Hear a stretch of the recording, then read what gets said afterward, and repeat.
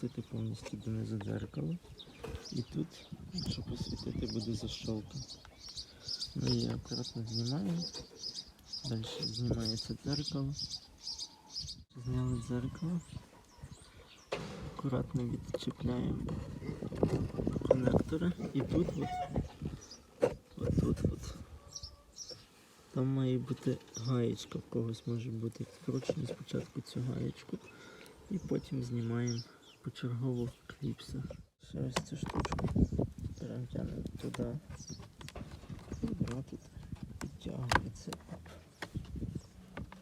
Далі на себе. Все, і тепер знімаємо кліпс. Раз, тут два, тут три, чотири. Почнемо, напевно, з цих. І ось з цих так буде легше. Зняли цю штуку, тільки треба бути акуратним, тому що тут теж защолки, їх треба так легенько повідщолкувати. І тепер ми бачимо нашу спружинку.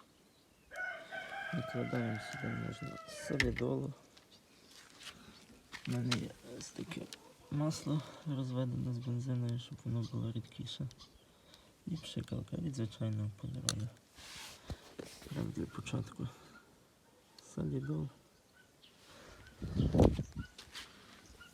І намазуємо туди.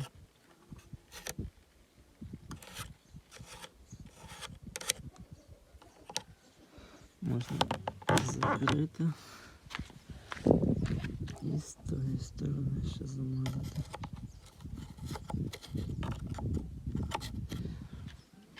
Все.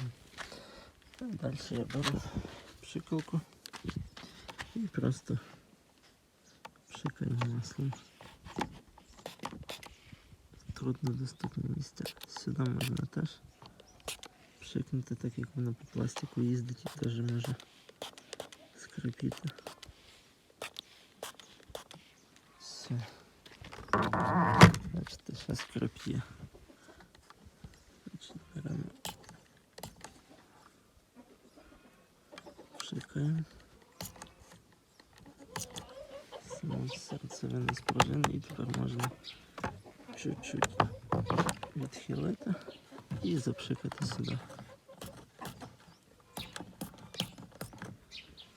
І запшикати сюди.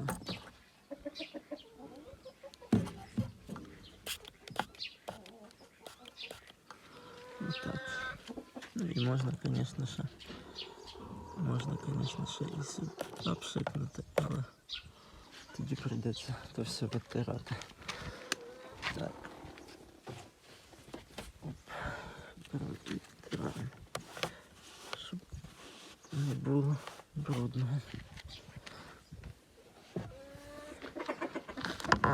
Все, тепер розрухаємо, якщо буде ще скрипіти. От. Можна сказати, не скрипить.